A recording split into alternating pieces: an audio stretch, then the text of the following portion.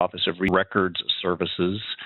They like very long titles at NARA, and as Senior Records Analyst in the Mid-Atlantic region. She's currently NARA's External Affairs Liaison, a job that she's had since August of 2013, and it's been a tremendous addition to the NARA staff to have her in that position. Meg has been based in Philadelphia throughout her NARA career, and she continues to operate as External Affairs Liaison in that wonderful city. And so without further ado, I will let Meg Phillips talk a little bit about open source tools for electronic records management. Meg? Hi, everybody. Can you hear me? Yep. Excellent. Okay. So what I'm going to do is highly compress a session that I led at BPE called Open Source Tools for Electronic Records Management. What do we need to succeed? And I'm going to show you the agenda that's true for BPE and then tell you how I'm going to totally blow it out of the water for our discussion here today. So the way this is structured at BPE, I had 15 minutes, which I think I actually used more like 20 or 25, to give background on the open source project that the National Archives is working on now, and then 45 minutes for discussion with the audience. And I brought questions and then elicited feedback on those questions. So I've done sessions like that before. And the green sentence at the bottom there was purely for BPE. I do not need a note taker today. So what I'm going to do today is compress this. I've been told to use no more than 20 minutes. So I'm going to very, very quickly summarize the project, no more than a minute per slide. And I'm going to show you the questions that I brought for discussion. For the discussion questions that got the most activity, I've inserted a new slide that kind of summarizes some of the feedback that we got. The context, again, going to zip through this super quickly. This is all under M1218, the Managing Government Records Directive that is the inspiring focus of a lot of what we're doing at the National Archives now. It is asking us to help the federal government make a transition to digital record keeping. And specifically, it's asking agencies to manage their permanent electronic records by 2019 in electronic format and to manage all email electronically by 2016. So this was the best we had up until the day after Thanksgiving. For Thanksgiving, we got a special president when President Obama signed into law what is now Public Law 113-187, the Presidential and Federal Records Act amendments of 2014. So we're actually super, super excited about this because now we have in statute that permanently valuable electronic records must be transferred to the National Archives in electronic form to the greatest extent possible. So now we have something better than just that. Of 18, we've got law. So that's an exciting freebie for our update today.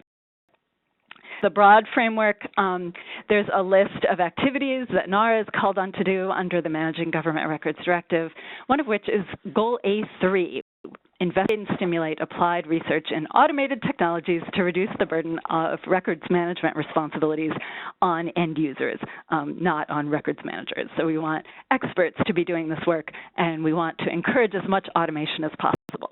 So I stress this because this is the overall governing statement in the directive that inspired the the open source project that we're talking about today. So going backwards, that's A3. So A3.1 was the directive that triggered the project that I was talking about a lot last year. Many of you probably heard me talk about it during the course of the year last year. And it culminated in the Automated Electronic Records Management Report and Plan, which was issued on September 19th of this past year, and it's available online now. The activities in the plan called for developing open source tools, as also called for in A3.2.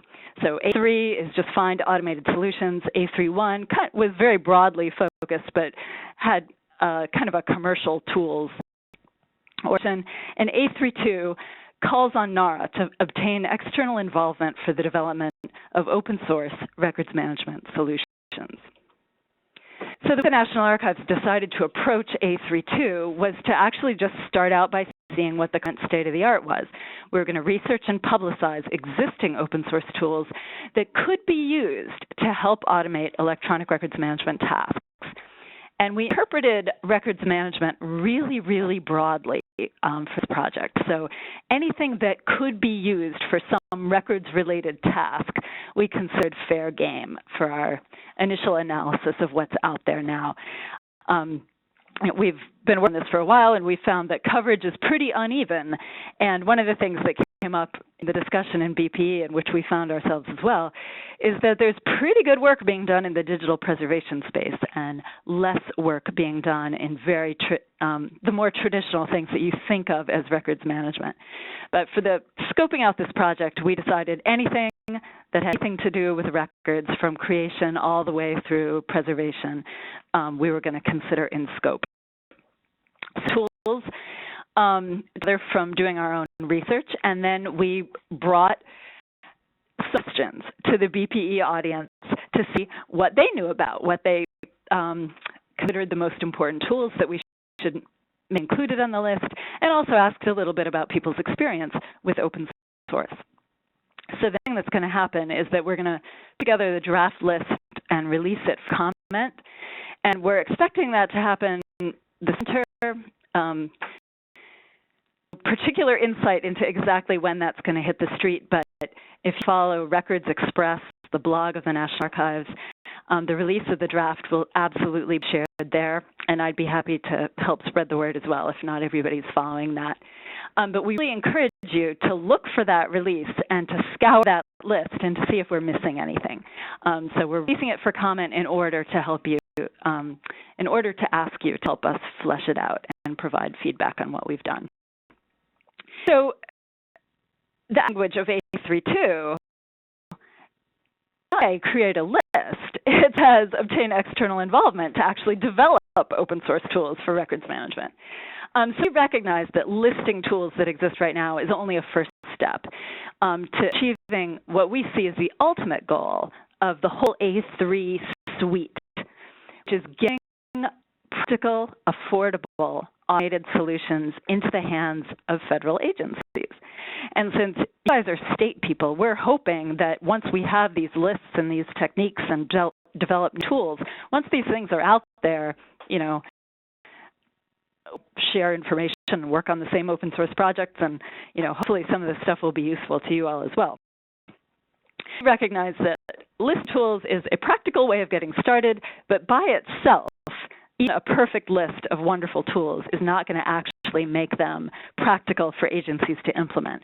So there are definitely some next steps coming about how to figure out what's missing from the list, how to find partners that want to work with us on developing tools that fill in the gaps, and to work on developing a community that can help federal agencies actually deploy these things. Because the ultimate goal is just affordable, practical tools. It turns out that open source is too hard, but we can develop affordable tools by just driving the price point down or providing records management tools as a shared service or something else.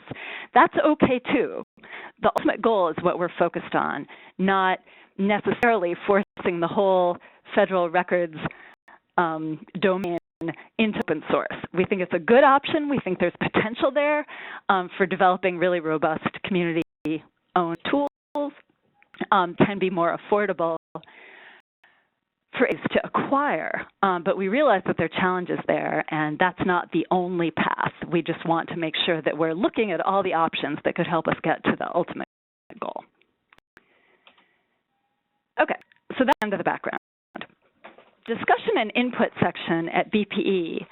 What I did was display one question on a slide and then kind of stop and let people talk. And my volunteer note taker, who happened to be Richard Pierce Moses, who I bet a lot of you know, captured some of what the audience was saying, actually captured all of what the audience was saying for us to this is capture on a slide to show back to you. But today what I'm going to do is just show you the questions that we asked and show you what the outcome of the discussion was on some of these. And I tell you that time management is not my strongest skill, and so we did not get to all of the questions. So the last couple of questions don't have slide summarizing the discussion, but I'll show you what I asked regardless.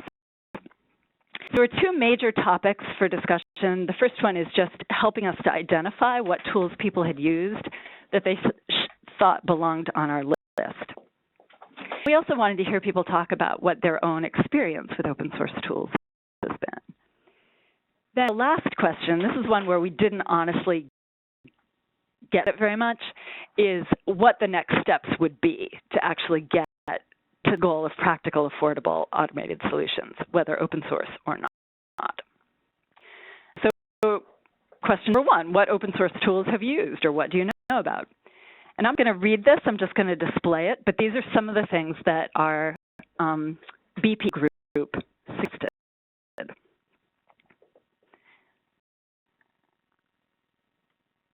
Now to that. And keep in mind that that not all of these are going to appear on our draft list. So when we issue something, we'll have more information about what each one is and what it can do. Two was functions of electronic records management are supported by existing tools. And what functions are not well supported by existing tools? What else would you like to have? So this is kind of a pair of questions. What exists and what doesn't exist that we need? So the discussion here, focusing on what you would still like to have that doesn't seem to exist yet, are tools that create metadata-rich, preservation-ready records, tools that automate the classification, meaning categorization, of records into retention schedule categories or series, that document organizational structure with notes to aid in functional analysis. And I believe that the person who made this comment is actually on the call today, but we also got a comment that the existence of tools really isn't the problem. There are really good electronic records management tools, commercial tools, already in the marketplace. The problem really isn't the existence of tools, but just training and compliance with tool deployment. Number 4 was, what is your organization's stance towards open source tools? Or what kinds of conversations have you had with IT on open source in your environment? And we're really hoping that the BPE audience would have a lot of government people in it, as it usually does, because we're really interested in knowing how governments at different levels were approaching open source as a source of potential IT tool innovation. Get some comments that a lot of states see open source as a security risk and are not that open to it. Which kind of ends the conversation if what we're trying to do is get government to deploy open source records management tools in every agency, in the creating organizations, in order to assist them with electronic records management.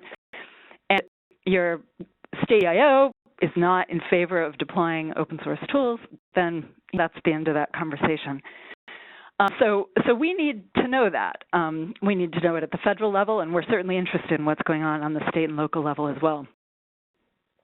There was also a thread of the discussion that was stressing that this is not one spectrum that's the only thing that matters. Is it commercial? Is it open source? But there are other variables that also matter a lot. So it's not that the organization always prefers commercial or always prefers open source, but it prefers mature, supported tools that are stable and not security risk. And if they're open source tools that meet that line, then that's fine. If they're commercial tools that don't meet that line, that's not good. So that was kind of that there are a lot of open source projects out there that are not really enterprise scale yet. They're research projects, or they're kind of small scale, university-based deployments. And they may not be quite mature enough yet to run on an enterprise level at a government agency. This is when we realized that we were starting to run short on time, so we figured we'd just vote. So of the people in the room, we asked people to choose one of 3 options to characterize their parent organization's attitude towards open source tools either they fully embrace it, they're very pro-open source, or they're neutral. You have to make a business case for whichever tool you're using and justify why it's a good selection, or they have kind of mixed feelings about it, or kind of ambivalent, or on the very negative end of the spectrum, that open source tools are actually forbidden. And you see here how our voting came out. So forbidden was actually a minority. We did note that many of the organizations that said they fully embrace open source were from a university setting. Even if it was a public university, it was a little bit different than deploying it in another kind of federal agency. So the next to the last question was, are open source tools easy or hard to acquire and deploy in your organization? We didn't really have time to get to this question explicitly, but when people were talking about the previous set of questions about what their attitude of their organization was, or what conversations they'd had with IT staff, we get a little bit of a response to this question. The response that came out most clearly was that a lot of organizations, IT staff, are just overwhelmed, and they can't face taking on the support for open source tools, or even really researching and assessing open source tools for possible use without a support contract in place, so that open source is acting more like a commercial tool. So the comment also included kind of an exhortation to records managers and archivists to do some of that work themselves. If they found something that was open source, they could do the research and kind of hand their IT staff a patch and assessment that says, here's what we've learned about this tool, here's what it can do, here's why it matches our needs, and here's, about its security risks or whatever. That was kind of interesting and familiar from our federal government experience as well. And the question was about the next steps. And to be perfectly honest, we did not really get a chance to talk about this. And I'm still eager to talk about it. So we're really focused on just pulling this list together, releasing it for comment. So that's going to happen this winter. And that's going to really launch this next conversation about, all right, so list. What does it mean in terms of where real weaknesses, where their strengths, and what could we do to make this a more viable path for federal agencies? As usual, here are sources for more information. The Records Express blog really is the best way of staying up to date on what's going on in the records management world at National Archives. We have RM Communications for general questions. Bethany Krohn, based in Michigan at the National Archives, is actually the leader of the A32 open source project.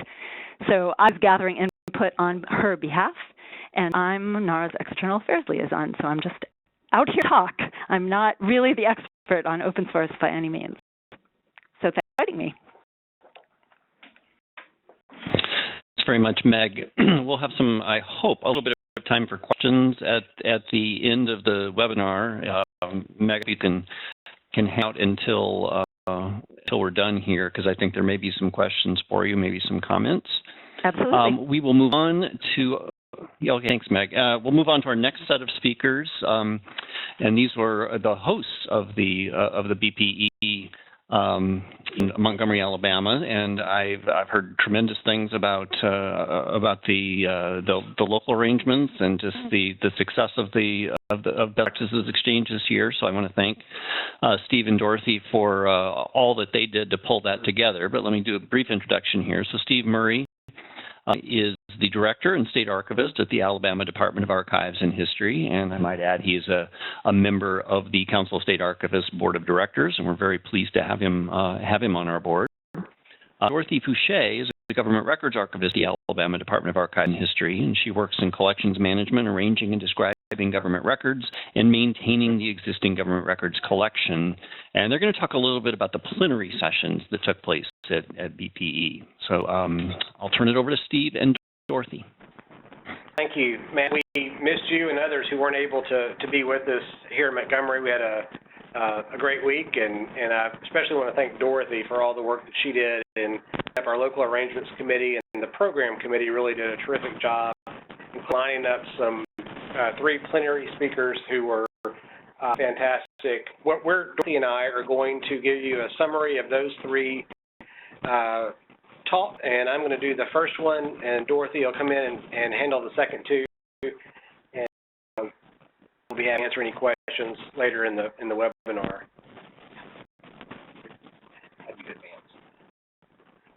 Our first plenary speaker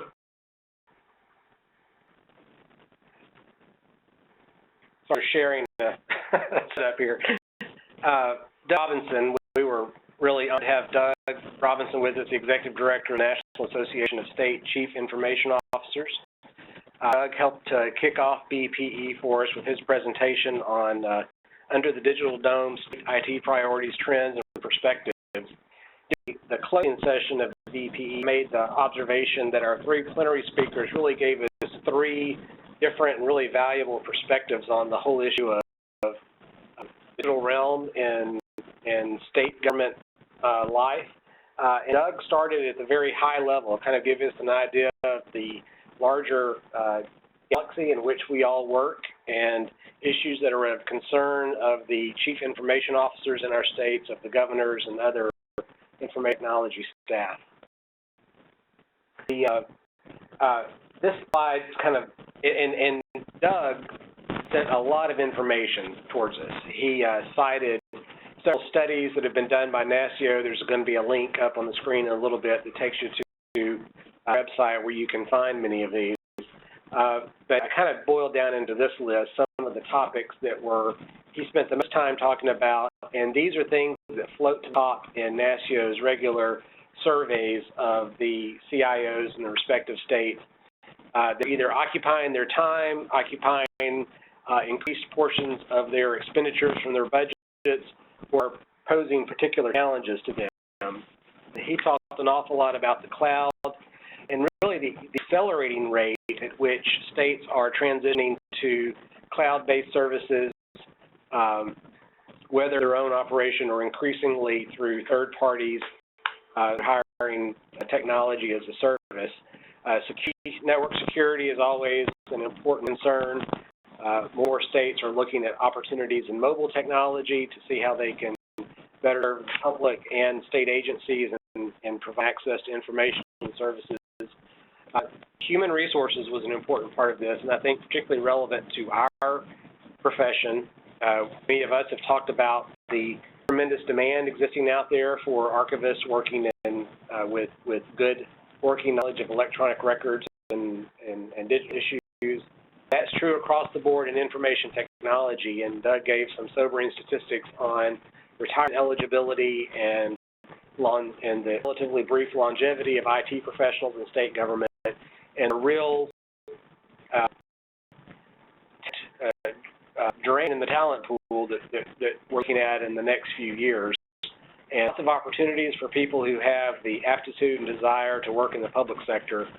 They're going to need some skill sets, some of which are still skill sets that we need managing digital content. Consolidation was another trend that many of us have observed in our own states, and something that is going to be continuing to happen as IT functions in state government are increasingly centralized, and IT operations and staff were moved from the ranks of agencies. It is a service which is related to the cloud, but not necessarily the same thing. Overall trend that we're seeing in Microsoft and record preservation services, everything else, that we're increasingly all of us are going to, as states, are going to be acquiring technology through a service agreement, so whatever the term might be, but we're getting past the day of increasingly of acquiring and buying systems that will be ours to maintain on shelf.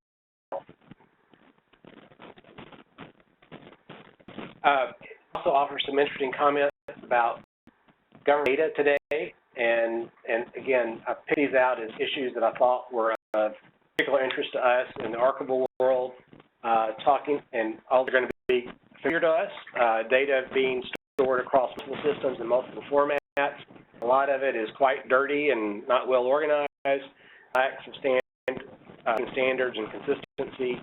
Sharing between agents is difficult. difficult. Certainly something that we observe when we talk about ingesting electronic records as archival agencies, ongoing security and privacy concerns, much useful data on customers, and the relative lack of formal data management plans in state agencies. All of the issues that CIOs are talking about these days.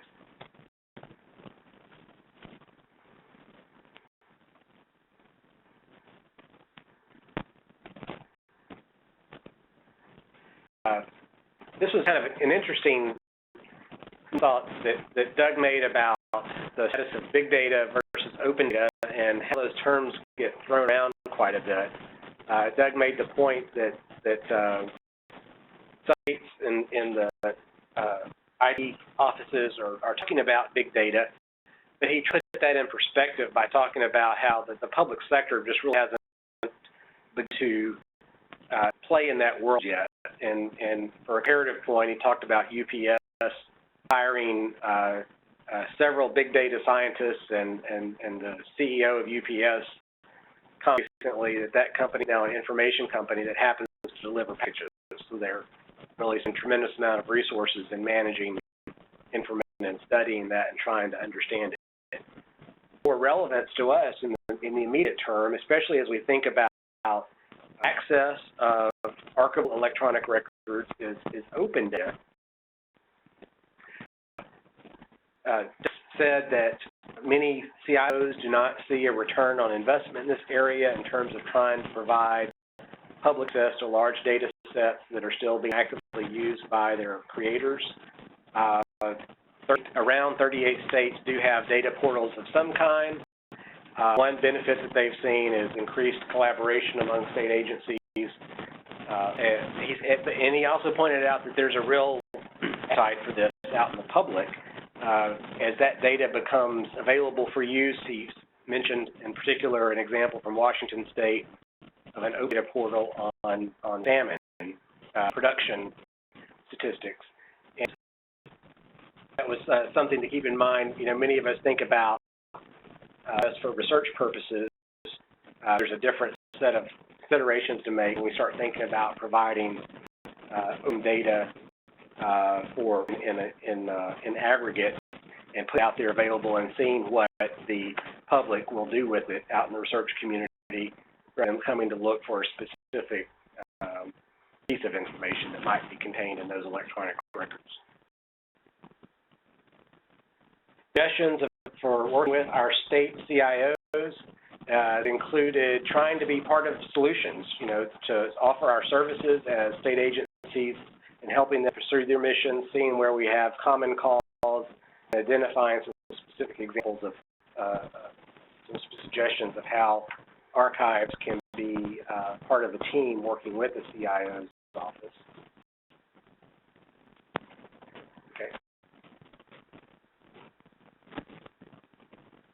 And finally, this slide shows a couple of links. One is to the NASIA website, where you'll find a whole host of applications being put out by them. This consists of SERI data, which they compile regularly, that can be quite useful in providing some trend lines in what's happening within the states. And he also pointed out a recent article in Governing Magazine, 5 Tech Issues Every Governor Needs to Know. Helpful content as you think about conversations you're having as an agency with governor staff, trying to have a seat at the table when it comes to talking about statewide enterprise systems and investment in technology moving forward. I think that ended. It is. All right. It is. I'm going to hand it over to Dorothy. Hi, everybody. On Thursday, we are happy to have JODY DERIDDER come and speak to us from the University of Alabama Libraries, where she is head of digital services. And JODY had a very interesting presentation titled Mapping the Digital Preservation Wilderness and What You Need to Know.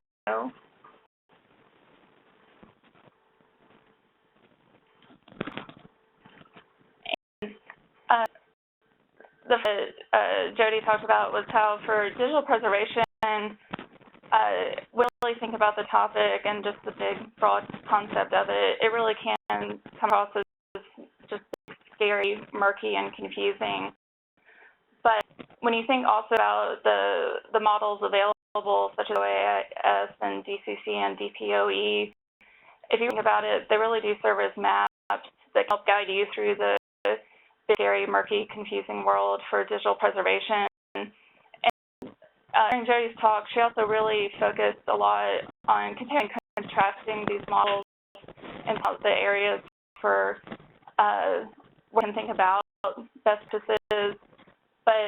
And one thing I really enjoyed about Jody's presentation was really also how she really connected to preservation and really focused on human aspects of digital preservation, and that despite saying really at the end for digital preservation, it comes really the considerations for that it is about people, that together is how we succeed.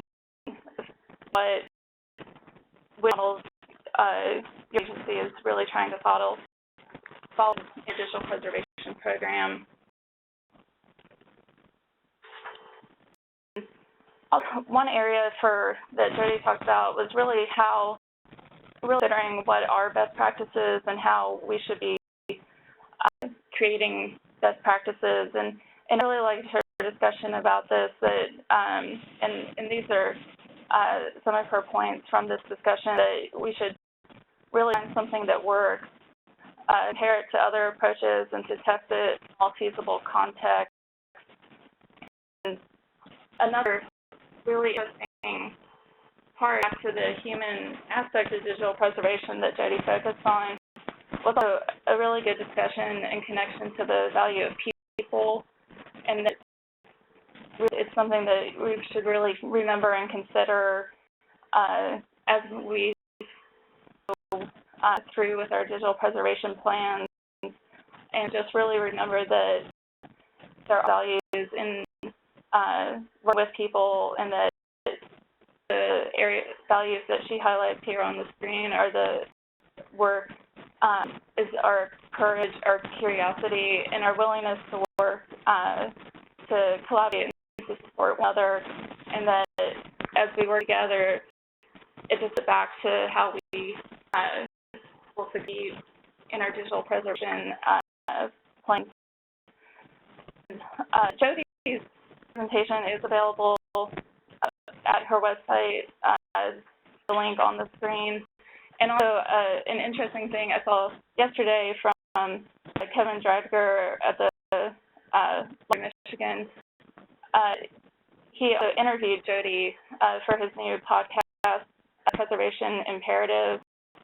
And Jody links out to the post on Kevin's website for Preservation Imperative. So that's available. Also, if you want to hear Jody talk about her presentation in the interview on that podcast as well. And let's see. On Friday, to close out, our last keynote speaker was Chris PROM, Assistant University Archivist at the University of Illinois at Urbana-Champaign, and presented on meeting people in their digital spaces. And one of the main things for Chris was really thinking about how we can be active in our digital preservation work, that we as archivists need to just be active in trying to really understand the technical side for digital preservation and just for it. And so Chris focused his talk on 3 documents you could follow in order to help make archival connections. And these 3 are to build things, immerse yourself in digital preservation functions, and to use tools that are lightweight and loosely coupled. In his discussion about building things, Chris did focus on his role in developing Archon and his blog, Practical E-Records, as to engage with people and to really consider consider new tools, analyze those tools, and to just put something out there so that there's something to talk about. And also, as we move into the digital preservation functions, I really did appreciate his on that archival work should follow a more active model, that you really need to go out and meet other stakeholders and really to just understand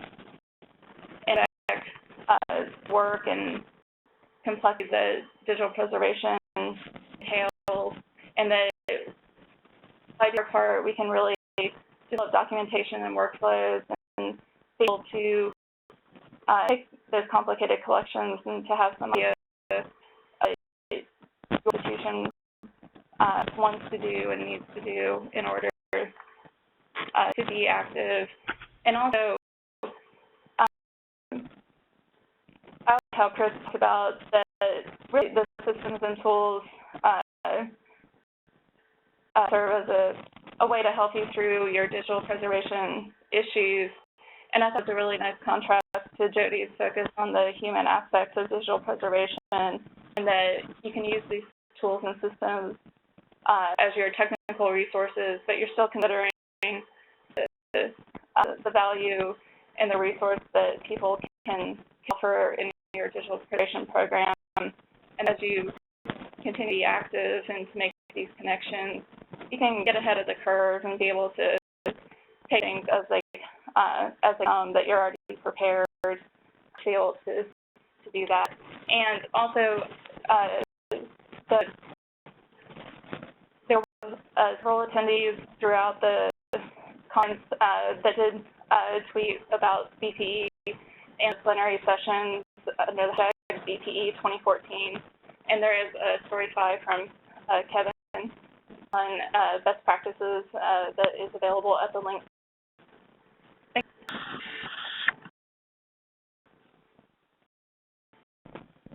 So much, both of you, for very thorough summaries of those sessions. I definitely feel like I was there. So that was terrific. We're going to finish up with presentations or two summaries of presentations. The educational sessions at BPE are going to be quickly summarized by two people, Kathy Carmack, who is with the Tennessee State Library and Archives. She's been there for 28 years, and the last 8 of those as Director of Archival Technical Services. She's also on the SERI Best Practices and Tools Subcommittee, and she's currently Vice President of NAGARA. And then a familiar face to most of you, Mark Myers, who is the Electronic Record Specialist at the Texas State Library and Archives Commission. Kathy? Thanks, Matt. I'm going to quickly review 4 of the sessions that I attended. I had one colleague with me from TSLA, and we were trying to strategically plan which sessions we would each attend, and so we could get as much coverage as possible. And these 4 I found some of the most interesting to me. Session 4 was from Seth Shaw, who's now at Clayton State University in Georgia, but this project was from his time at Duke University, and it relates to collaboration between the library and the university IT in providing access to their born digital electronic records using remote desktop and virtual machines. It's been a very successful project. They had 2 parts of their library already doing this, one using a FileMaker Pro database and one with a virtual computing lab.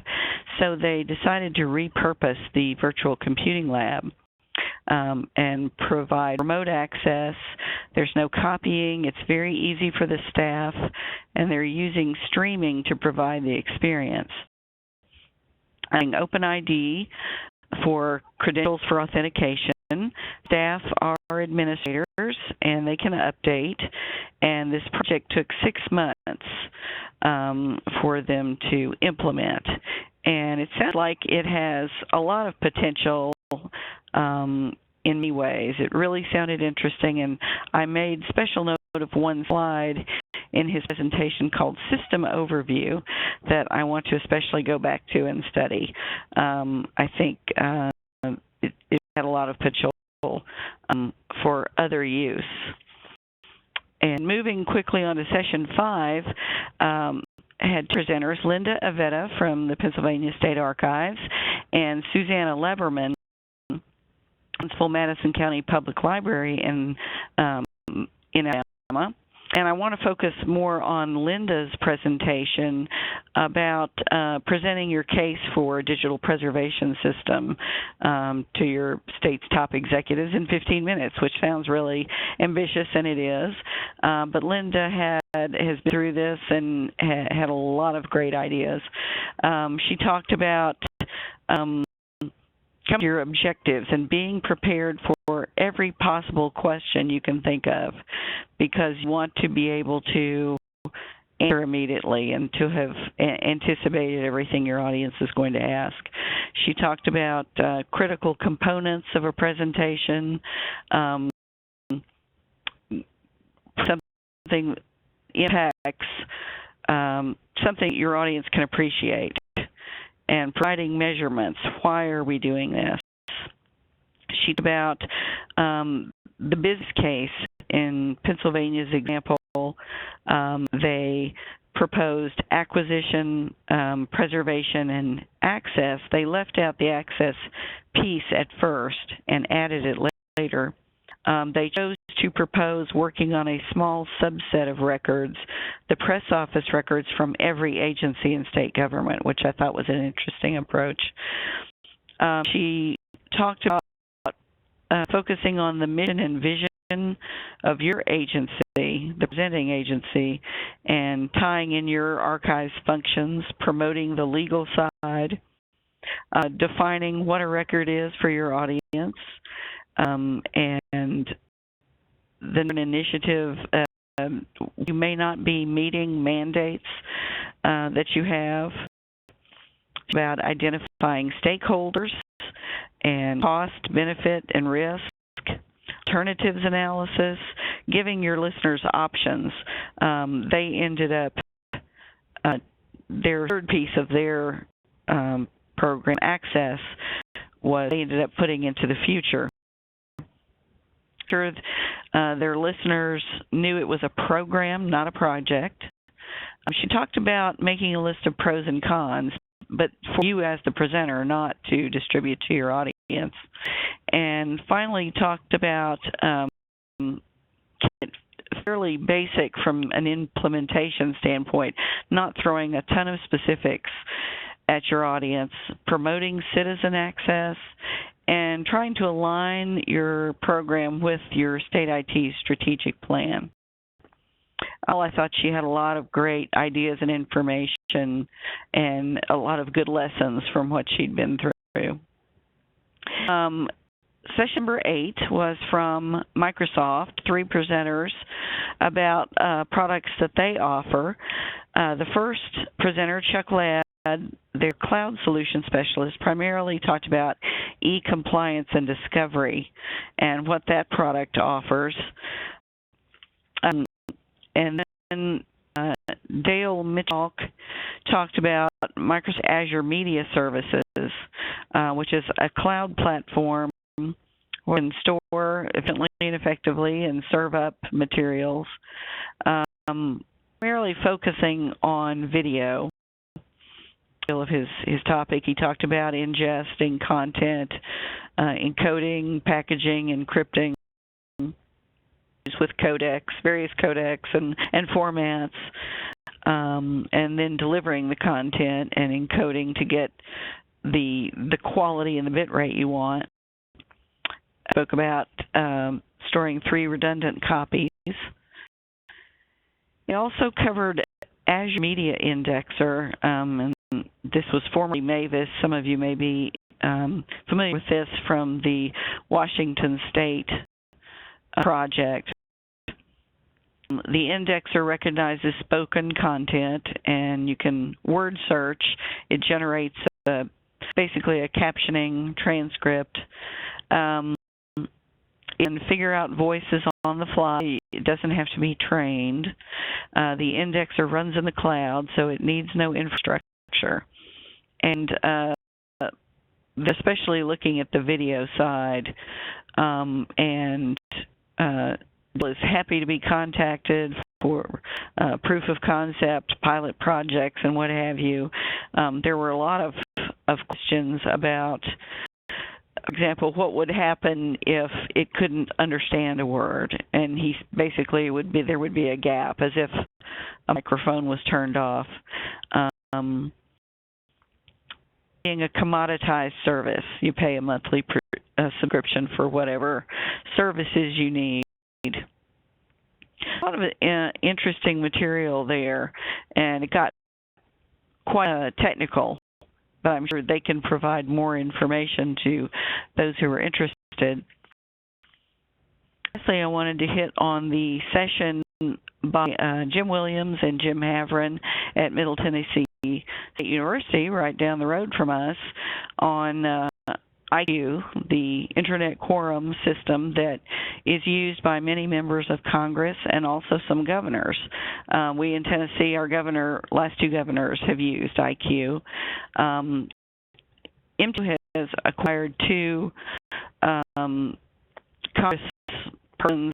papers and their IQ databases, and they were trying to figure out a way to deliver these up. They do have restrictions for some years into the future on their materials, and they collaborated with their university IT to come up with a system that would provide some basic searching, more on a category sense. You can search and see if there is correspondence from a particular person or a particular county, that kind of thing.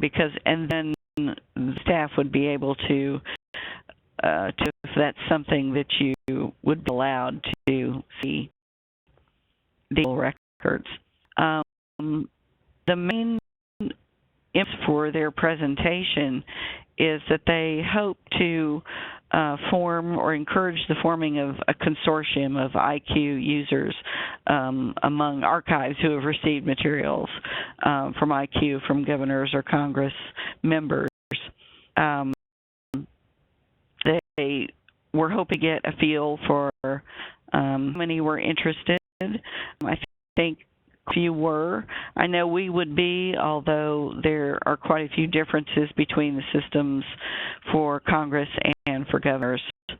There are some inherent difficulties there, but it's a very interesting concept. Unfortunately, Jim Williams has just departed MTSU for another job, but he hopes that his successor will carry on that promotion of such a consortium, and hopes to hear expressions of interest from others in archives who are having to deal with IQ. Again, a really interesting, and there was a lot of really good discussion in that session as well. So Mark will take over his sessions now. Okay, I'm going to try to keep this incredibly short so people can ask questions. The first session that I attended was a very fine session by the great people at the Texas State Archives, and talking about our governor's project. And Sagert talked about the development of the RFP and the conversation we had starting with the governor since in February of 2014, we discussed Rick Perry's office was going to transfer records to the Texas State Archives. Governor for 14 years. Texas is undergoing something that they haven't done in a long time. That's gubernatorial transition, and we're still trying to figure out how to deal with that. We're still locked in procurement issues, awaiting approvals from various other entities, but talked about how we've had regular meetings with the governor's office, the development of the RFP, and talked about the correspondence database that we got, which wasn't IQ, but it was a homemade database that was developed by the IT staff with the governor's office. And because of that relationship we had established with them, we were able to get them to come over and set it up. and not only give us a copy of it, but actually come in and set it up. The other the other presentation in that session was almost the opposite in terms of the Library of Virginia. Instead of dealing with one governor over 14 years, they've dealt with 4 because Virginia is still a state that governors are only allowed to serve 1 term. And again, the bulk of his topic was establishing a relationship with the governor's office, being able to try to have some type of continuity between the governors, being able to try to find inroads into having conversations with the governor's office as they're coming in and going out. The other sessions that I attended, session 6 was a session with the folks in the Wisconsin Historical Society. I know Sarah is probably on the call as Sarah Grimm, and then actually of the State Archives in North Carolina, talking about lifecycle management, records management, and getting involved in the early stages of that life cycle and being able to try to get records management and digital preservation into processes. So as early as possible, they discuss policies and procedures and the development of those things, as well as training, being able to kind of tap in to some of the state training regimens and being able to try to come up with training for records management and preservation issues. And actually from North Carolina talked about their development of their digital preservation which they have some very good policies and procedures on their website, and kind of highlighted the things that they're talking about.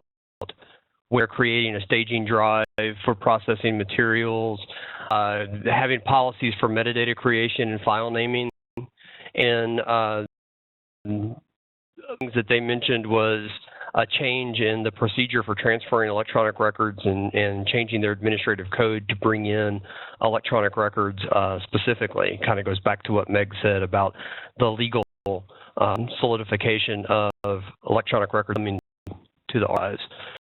I have on here just keynote, largely because I think Dorothy did a great job of summarizing it. The big thing that I found from Jody's presentation was this idea of mapping OAIS, the Digital Curation Center's lifecycle model, and the depot modules because this is the first time I had seen that, and being able to say, you know, here are where these things map together and here are where there are gaps. And one of the things that she pointed out was the fact that OAIS is really focused on the tasks for the organization in managing the digital content, as opposed to the Digital Curation Center's model, which is actually focused on the content itself as it moves through the life cycle. And the other thing was looking at the Digital Curation Center's life cycle was access, use, and reuse. And I think something that's overlooked in a lot of other modules is, you know, we need to be concerned with digital preservation of how people not only use the materials that we hold, but how they can reuse them in various ways. And then the last session that I attended was the session given by Richard Pierce Moses, and he was really kind of outlining the tool that he created in Arizona that was you identify websites and capture websites. It was what kind of led to the Petals project. His attempt to try to recreate that tool in his class at Clayton State. He did something very similar to what Meg did, in that he was trying to get back to our old days of the exchange in the best practices exchange and really trying to spur discussion and comment. But as he had his class working on rebuilding this tool, the questions that he asked were, how do you identify which websites to crawl within state government? You need ways of paring down lists of domains for appraisal, being able to develop discovery tools and analysis tools, as well as identification of various websites and URLs, and being able to work with these open source tools. And then I think that was about it. The other sessions I attended have already been talked about by other folks. So that's all right. Very good, Mark. We have about just a few minutes for questions. This was a very information-rich webinar today. I really appreciate all of our presenters today. A really nice overview of what looks like was a terrific best practices exchange. If you do have questions, you can raise your hand, I believe. That is one option, or you can use the Q&A chat function or the Q&A function, either one, to post a question. So we'll give you an opportunity to do that. In the meantime, I need to monitor these things. A question for me, just in the sense that you're very focused on the identification of open source tools for electronic records management, digital preservation, that type of thing. I should know this, but is there a similar kind of directive to think through kind of the commercial sector, the COTS kind of products that are already out there? Yes, definitely. So I probably just went over this way too fast, but in Managing Government Records Directive, there's a heading we call A3, which is looking for just tools, just any kind of software that can help automate electronic records management. A3.1 is we were handling as if it were commercial, and A3.2 is open source. So A3.1 is actually kind of unmarked, and we interpreted that to mean mainly commercial tools. Okay. All right. Thank you. So anybody out there have some questions?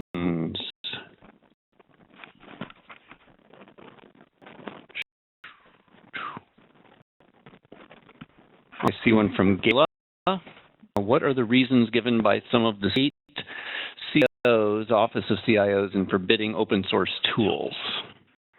Assuming that is for me, and I cannot totally answer this question because the states would have actually needed to get those answers. So that might be a future conversation for SERI.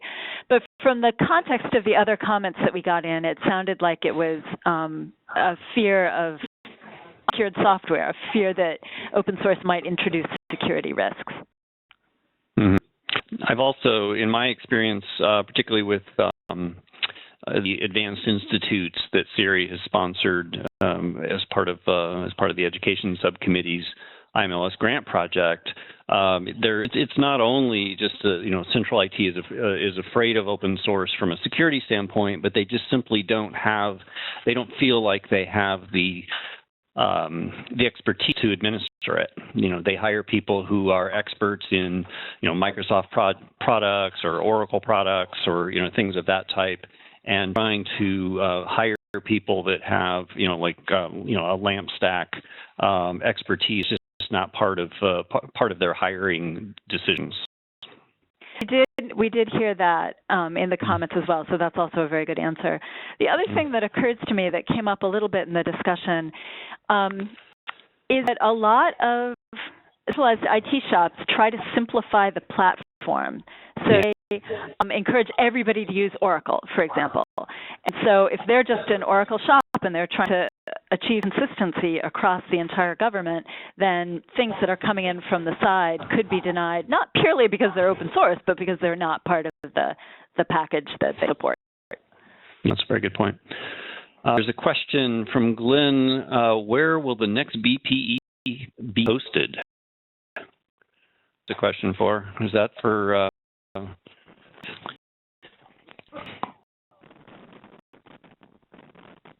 I know. I don't know. I don't know the answer. Do you know, Meg? If somebody more official knows, I encourage them to speak. I just heard an offer that appeared to be accepted at the very end of BPE in Alabama. All right. Well, maybe we should. It was Pennsylvania has volunteered to host. Okay. Next year. Now, I don't know. One of the problems BPE's always had is there's no official governing body, so as long as nobody else objects or volunteers, I think it's them. So we get them involved in like a bidding war for BPE. Yeah. This is a rumor mill webinar here. So yes, right. Okay, that's from Becky. Okay, well, it is the top of the hour. Any other burning questions that anybody has? I don't see any. So if not, once again, I want to thank our featured speaker, Meg Phillips, and thank you so much to Steve and Dorothy in Alabama for hosting BPE, and thanks to Kathy and to Mark for your summaries of the sessions. Just a comment that you will get an evaluation that will open up in your browser as you exit the session. We do encourage you to fill out that evaluation. It really helps us plan for the future. Thank you all for joining us today, and have a great rest of the week.